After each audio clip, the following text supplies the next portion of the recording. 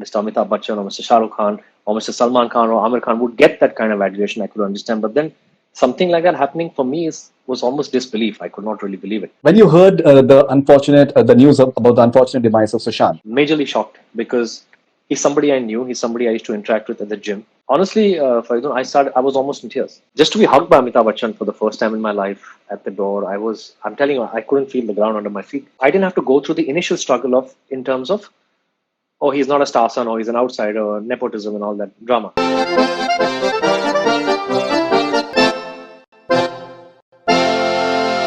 I believe this is your first Insta Live. Yes, my first Insta Live. I'm still getting the hang of it though. I don't know much about Insta Live. No, you will. All right, so congratulations, both you and your wife, you've started the production house. Yeah, thank you. Thanks. Tell us something about it. What is the plan like? What exactly are you going to be producing? We've been actually toying around with the idea of producing for a long time, and we've always been inclined towards it. But I guess this is a good time for us now to produce. I've produced before, and I've never had a partner, let's just say, to produce with, and now I have the best partner that I can ever imagine, my life partner, who's very good at what she does in disciplining me as well. So yeah, so I thought might as well start a company with her. But yeah, no, jokes apart, I think it's something that we both have wanted to do. I've loved, of course, the process of filmmaking, and I think it's a great time to get into production, and hence we just thought that we'll do it. Now is the best time. So what exactly are you planning to produce? Films, web series? Everything. We're gonna start with films, and then we're gonna do a gamut of everything: films, web series, everything. So that'll be starring you. You'll be acting in that. We don't know yet. But yeah, I think we're gonna try and see wherever if I fit in, I fit in well. If I don't fit in, then obviously I won't be in it. Any of the directors that you have in mind, because you've been around for quite some time, you have friends? Yeah, I have friends, and I have been actually talking to people about scripts, and we have zoomed in on stuff, and we have just doing the final touches. We're finalizing our setup, our tie-ups, everything, and I think very soon we should be in a position to announce, which I will tell you, my friend. Great. So how was your birthday? Your birthday recently in June 25th, I believe. Yes, June 25th. You have a good memory. Actually, Google has a better memory. No, it was a quiet birthday, as you know, obviously, because this lockdown really can't do anything. So I was at home pretty much spending time with my parents and my wife, and it's my dad's birthday as well. So we kind of had a joint birthday. After a long time, we had a joint birthday, and it was a very quiet, chilled out, family bonding session at home, because you really can't do anything. You can't really step out. Yeah, absolutely. Right. It was absolutely quiet. Okay, and you are having this Zen element in your production, the name of your production house. Yeah. Tell us something about it. So I've always been enamored, or let's just say enamored. I've always been interested in the word Zen, because I think it means really nothing. Zen particularly is probably the most deep word I've ever come across, and at the same time, it's the most simple word that I've ever come across. So it has various spiritual meanings as well, but also it means to kind of break out of the boundaries and break out of the shackles of a fixed mind and a fixed notion. Tap into yourself, which is alive, which is here and now, to live in the moment. And I have always tried to follow that ideology, those notions of life. And because we always think, either we're thinking in the past or we're thinking in the future, we're not really in the present. So Zen kind of is the one word that reminds me to only live in the present. And because I've been so attached to that word, and then, my wife and I jointly came up with the title Mount Zen, because Mount is the epitome of anything. Like you have say Mount Everest or whatever, it's basically the height of it. So that's where we want to begin from, at being at the height of being in the moment, and obviously breaking all the shackles of any preconceived notions and thoughts, because creativity and filmmaking is all about that. It's about breaking boundaries. It's about doing things that satisfy your heart and soul. Great. So Aftab, when you came to our office and we had that conversation, we got a great response for that. And even when this chat started, you were joining in, and there were your fans who was just commenting that I'm the biggest fan of Aftab Shivdasani. I saw one of your interviews, and I felt that you articulated yourself brilliantly in that. The entire journey that you've had, right from your child star and then Must and the entire stuff. So, I'll request you if you can maybe talk a few things, just maybe talk about that entire journey that you've had. I think you're talking about the India Times interview, if I'm not. Yes. Sure. Yes. So I think you articulated yourself really nicely, and I hope that more people should watch that. Thank you. So the interesting part is that you said that when you signed your first autograph, you had no clue that what it's going to be like. Then you were stampeded. You experienced the first stampede in Kolkata. Yeah, that's right. I had no idea what it's So about. so the early rush of stardom, how was it like for you? To be honest, it all seemed like a dream. It seemed like Mm. something that was that was really out of like a fairy tale, like out of a dream. I couldn't really imagine. Like even when I saw this first happened actually in Delhi, Bangalore, and Calcutta, when Mm. fans were thronging to come to the place where we were supposed to go and promote the film, and then they started breaking barricades and throwing chairs at the security and basically having scuffles because they wanted to get a touch or a feel of me. And at that point in time, I was by myself. I was promoting the film alone, and I was just wondering. I just kept looking behind as to who were they after, who were they actually coming to get a piece of. And then I realized that okay, this is what it is. And that moment of understanding what that is was kind of a revelation in my life. Of course, it changed the way I looked at things, and of course, everything around me as well changed. So I think that was the moment where I started experiencing what stardom is, and what adulation is, what fan following is, and what actual love is. Like they love you. It's almost like a blinded love. They love you blindly. They adore you. Anything you do will be acceptable to them, and they're just die-hard fans of yours. And that's a concept which I first encountered in my life. And yeah, it was a lot to take in for a 21 year old at that point of time. I had not seen Mm. anything like this before, even though I'd been in front of the camera for most of my life, but I never really knew what this is about. I'd seen it in, let's just say, in a Michael Jackson concert, or in a Madonna concert, or Mr. Amitabh Bachchan or Mr. Shah Rukh Khan or Mr. Salman Khan or Amir Khan would get that kind of adulation. I could understand, but then something like that happening for me was almost disbelief. I could not really believe it. But yeah, I mean, I kind of I had to keep pinching myself to see that it's real. So that Mm. was I can understand that because I still remember I was in Aligarh at that point of time, and when the song promos came out of Must, the music was outstanding, and the way you were presented, I think, was yeah, like a star, yeah. and it definitely had the buzz and the impact as well. There's no doubt about that. Now, you wanted to buy a certain jacket, and it was too expensive. So why I'm saying it because you're just trying to understand the journey, and people would be able to relate to So it. And then Ram Gopal Verma said that. Told the production that he would pay you should for it. buy the jacket for him. He's Yeah. a star. So, I mean, I came from a middle class background as well, and I came from humble beginnings as well. And because I was not from the industry, of course, you kind of, um, you have to struggle to get your way around. And I was lucky because I got my first break because of a commercial that I did, which is the Coca-Cola ad. And Ramuji saw that ad. In fact, Urmila's sister Mamta saw the ad, and she told Ramuji about it. And she said, "You must see this boy," etc. So when he called me, and when this happened, and when Must happened, of course, it was a dream come true for any 19, 20-year-old. And then, of course, I was Mhm. suddenly the leading man, and all this happened. Now, before I went for the promotion, like the instance that we just spoke about, the Euphoria, etc., the music release happened, and because I didn't really have too much money at that time, I did not have money to really buy an outfit for the music release, and of course, I was his leading man. So, of course, I didn't know how to tell him because it was really embarrassing saying that, "Sir, I need to uh, figure out what I'm going to wear." And I think he kind of read between the lines, and he says, "Have you got an outfit?" And I said, "No, sir, I haven't done an outfit. I mean, I have this and I have this and I have that." And he said, "No, I think you need to wear something better because it's a music release." And he said, "It's the first time people are going to see my leading man. Of course, I would like to present my leading man in, even though your character is very boy next door and you're going to wear those shirts and t-shirts and all those, ganjis, etc. But I want you to look really smart and I want you to wear a suit." So I said, "Sir, I don't have a suit." So he said, "Okay, let me get my EP to coordinate this with you, and then you can go and buy a suit." So I was overwhelmed, and I said, "Of course, I'd be most happy to do that." And then the EP gave me a budget. He sanctioned a budget of 10,000 rupees, which at that point in time was a lot in 1999. And then Mhm. I clearly remember I had it made from Gabbana, and it was a full black suit, and it was like kind of a bangala kind of thing, and that whole suit costed exactly 10,000 rupees.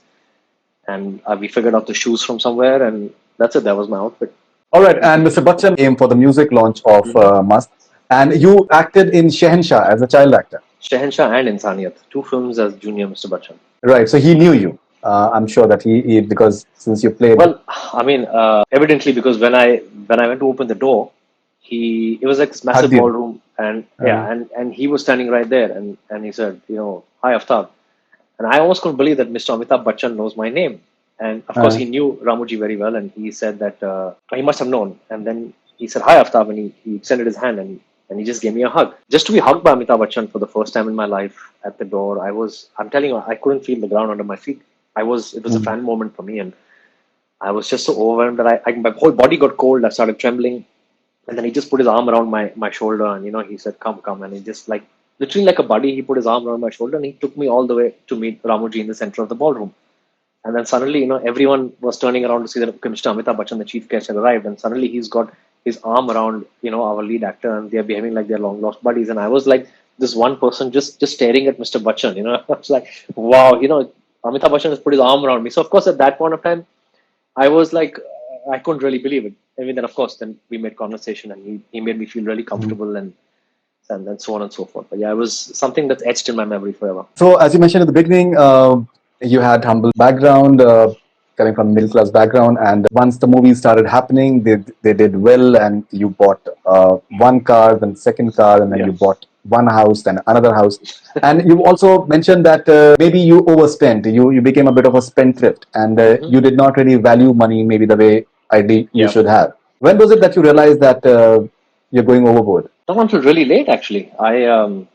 Because I mean, the whole journey was really smooth. I think when things started to thin out, and then things were not so fluent as they were, that's when I started realizing that, okay, one kind of needs to step back and rethink a few things, change a few strategies about life. And because I had seen extreme ends of the pole, I had seen the euphoria and adulation that we initially spoke about, and then of course things were reached a plateau. I did get a lot of work. I did do a lot of work, and then unfortunately, as you know, in our industry, when the films don't do well, I think what happens is people start to kind of, let's just say, write you off, or they kind of say that iski picture nahi chali, uski picture nahi chali, he's not that successful, and because it's the whole, unfortunately, the whole onus at that point in time would lie on the lead actor's shoulders.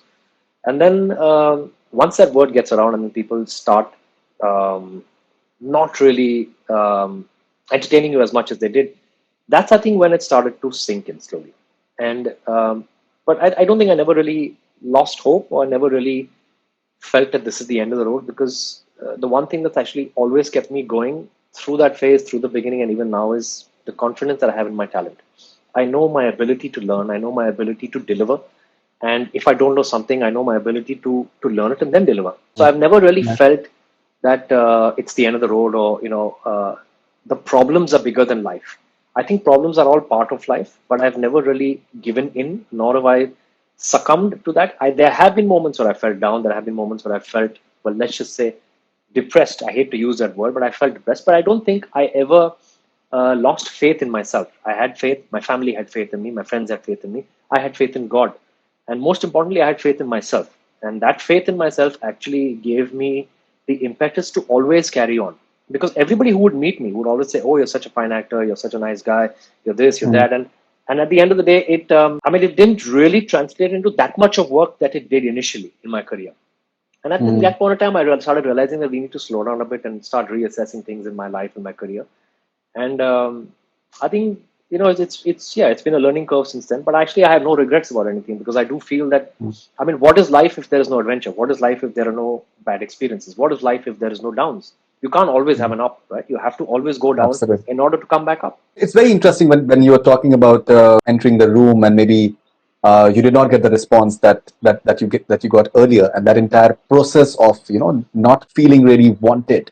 Yep. And then the beautiful part is that you said that I just totally understand one thing, that it's all an illusion. The success is an illusion. Everything is an illusion, and somehow you just try to remain grounded, and so that you don't get into any delusionary space. What was your support system like at that point of time? Were you talking to your friends? Were you talking to your family? Who exactly just kept you maybe grounded, or was it you itself, your faith in yourself? I think What was that? first, in order of sequence, it would be my faith in myself, because by the time it happened, I was spiritually awakened as well.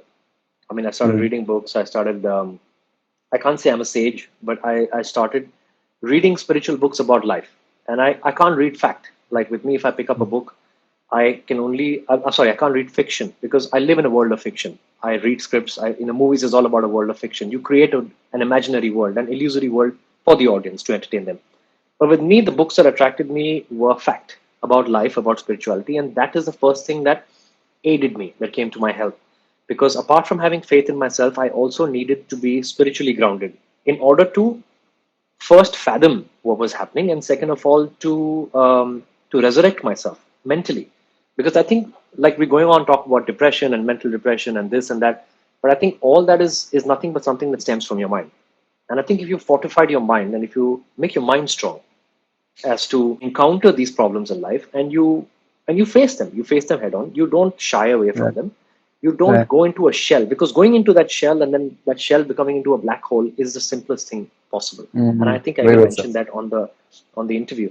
But first things first, I started getting spiritual. I never lost faith in myself, and in fact everybody from the industry right from the start was never mean to me, also because I got a great launch pad. I was launched by an A-list director opposite an A-list heroine, in a complete A-list setup. So obviously I had surpassed the barricade of trying to get into the industry, because I got a great platform, and I was established as a lead actor. But of course, then the journey became my own after Right. the lead. I mean, after the debut film, it's always what you make of it. It's always how you construct your career after that, and then of Right. course whatever the history is. But coming back to your question, I think faith in myself, spirituality, being grounded spiritually, and my friends and family being there for me and supporting me unconditionally was, I think, these were the pillars in my life that kept me going, because they never once lost faith in the fact that their son or their friend or their brother was talented, and it's just an opportunity away. And that's something that I believed then, and that's something that I believe even now. So these are the Mhm. factors that actually kept me going, and these are factors even today that keep me going. You also love traveling. Hmm. You like traveling all across the places, and you like to travel solo as well. You like to travel with friends. Do you think that traveling helped you in terms of finding a more better Yes. meaning maybe in life? Absolutely. I think the Mm-hmm. 2 years that I traveled before I met my wife was a very different kind of a travel. It was more of a soul searching kind of a travel. And Mm-hmm. I deliberately stayed away from meeting people, because I realized that if I can't be at peace with myself as a human being, and if I can't reside with Mm-hmm. myself, I will not Right. be able to welcome anybody into my life. And there was Mm-hmm. a phase in my life that I was single. There were no strings attached. I wanted to discover myself. I was on that spiritual path as well.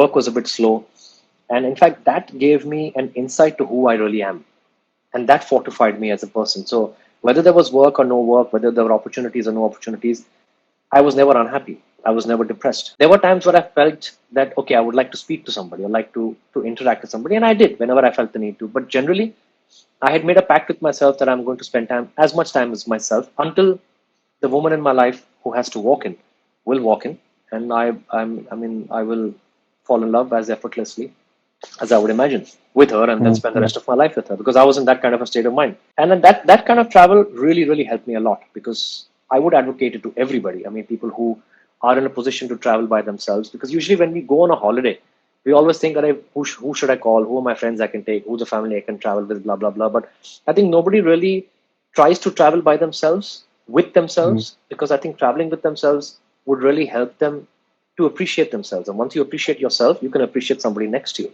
And that was a simple logic that I used for myself. And I mean, I was very happy with that whole discovery phase that I went through. All right, and you're heavily into sports as well. You're a serious cricketer. Well, wanna be serious You cricketer.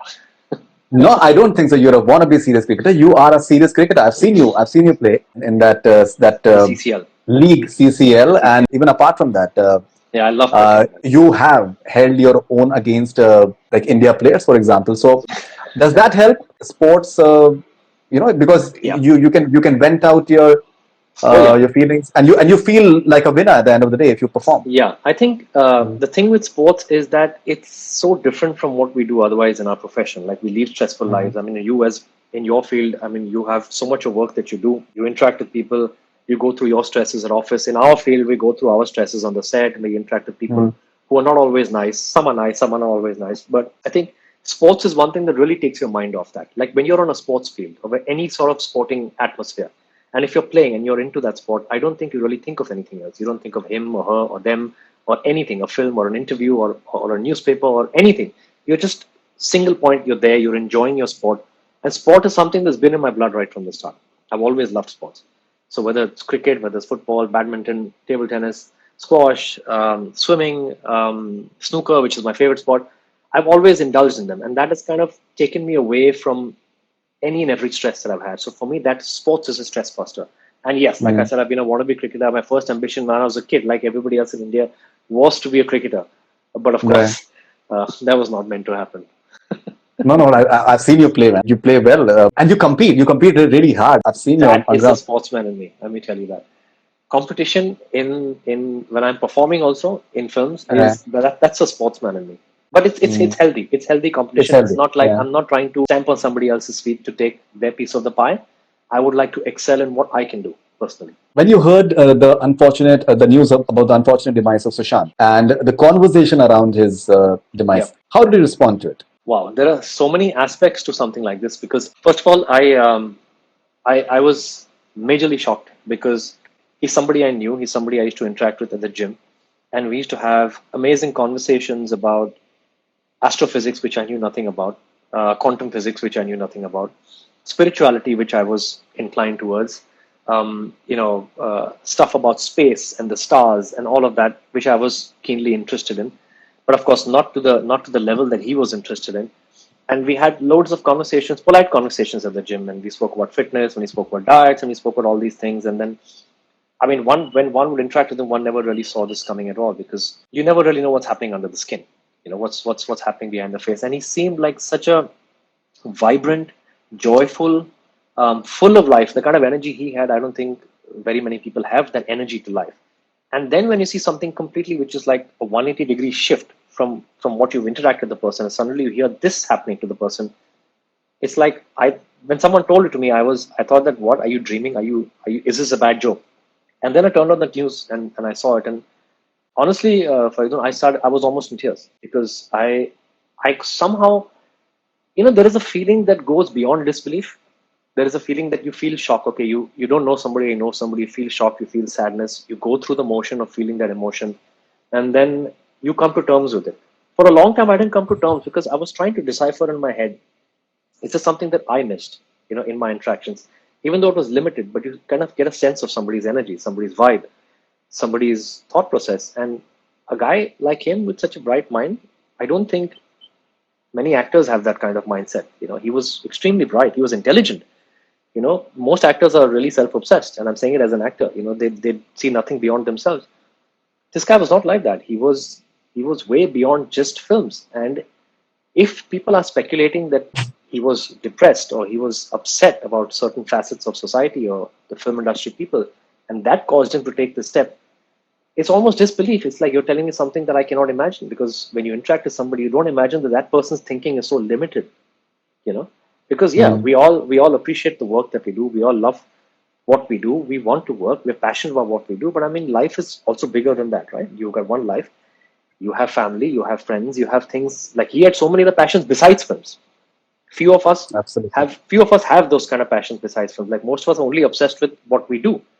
Our Right. spectrum is not so wide. We're only obsessed with films or acting Mm. or ourselves. But he was not like that. He was obsessed with everything else. So, having heard those rumors or whatever they call it about him, it's almost disbelief. So, of course, I was extremely upset. And I mean, till date, I feel that he's going to walk into the gym. I can't believe that he's no longer around. So yeah, it's Right. when one thinks about it, it's very disturbing. Um, but you can only pray.